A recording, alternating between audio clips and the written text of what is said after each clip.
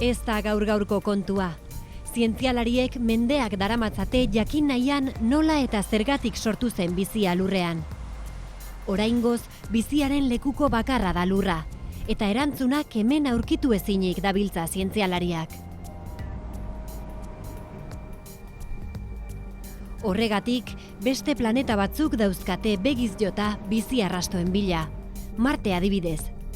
17. mendean, teleskopioa erabiliz planeta gorria lehen aldiz behatu zutenetik, beste planetek baino lurraren antz handiagoa duela susmatu da. Uste da, duela milioika urte, planeta biek antzerako jatorrizko ingurua izan zutela. Beraz, lurrean bizia badago, baliteke Marten ere garatu izana. Zergatik ez? Etorkizuneko ExoMars proiektuaren oinarria da aipatutako hipotesi hori. Proiektuaren helburua Marteko lurzoruan 2 metroko sakonerako zuloa egitea da, lurpean leudekeen bakterio arrastoen edo beste bizi arrasto batzuen bila. Lur azpiko materiala aztertu ahal izango dugu. Eta hori oso garrantzitsua da jakiteko Marten iraganeko bizi arrastorik dagoen ala ez. Marteko bizi arrastoen gakoetako batzuk Espainia hegoaldean egon daitezke, Rio Tinto ibaiaren uretan. Rio Tinto ibaian mutur-muturreko baldintzetan bizi diren bakterio batzuk daude, ekstremofiloak. Horko uraren azidotasuna ikaragarria da. Bakterio horiek, azidotasun handiko uretan bizitzeko gaitasuna izateaz gainera, badute beste berezitasun bat. Eurak dira eta ingurunean azidotasuna sortzearen arduradunak. Bakterio horien antzerako zerbaiten bila ari dira ikertzaileak Marten. Espainiako astrobiologia zentroan ikertu dituzte, Madrildik gertu, eta karbonoan oinarritutako biziaren ikerketan erreferentziazko lana egin dute.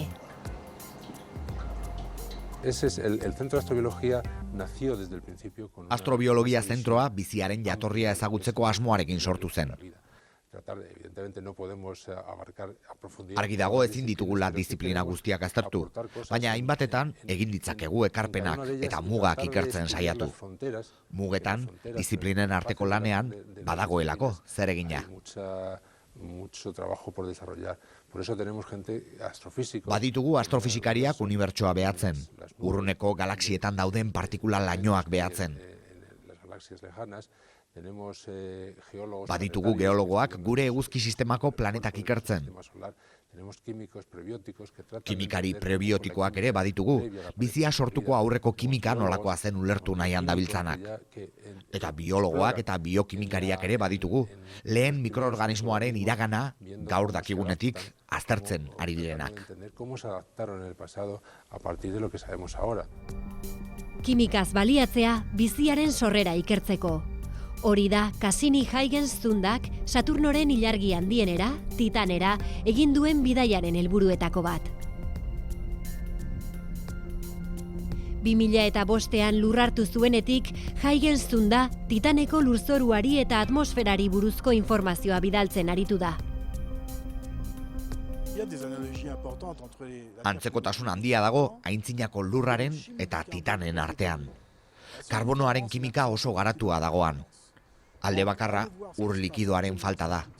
Beraz, Titanen gertatzen ari denak lagunduko digu hobeto ulertzen duela 4.000 milioi urte lurrean gertatu zena.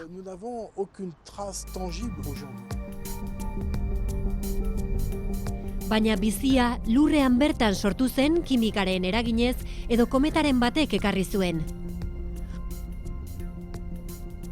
Oinarrizko galdera horri erantzun nahi dio Rosetak, Europako Espazio Agentziak Churyumov-Gerasimenko kometara bidali duen zundak. 2014an iritsiko da kometara zunda txikia, helburu handi batekin. Molekula organikoen arrastoak aurkitzea, kometaren nukleoan bizia dagoela erakutsiko duten molekulak aurkitzea alegia. Badaude biziaren bila ari diren beste misio batzuk ere, Saturnoren Enceladus ilargira, ura daukan Jupiterreko Europa ilargi izoztura eta abar. Baina bilaketa urrunago doa.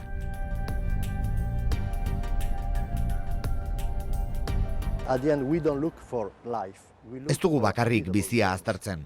Bizitzeko egokiak diren tokien bila ari gara. Horrek esan nahi du, bizia garatzeko behar diren elementu guztiak biltzen dituen ingurune egokia duten tokien bila gabiltzala. Horregatik, eguzki sistematik irten eta beste izar batzuen biran dabiltzan ilargiak eta planetak bilatu eta aztertu behar ditugu.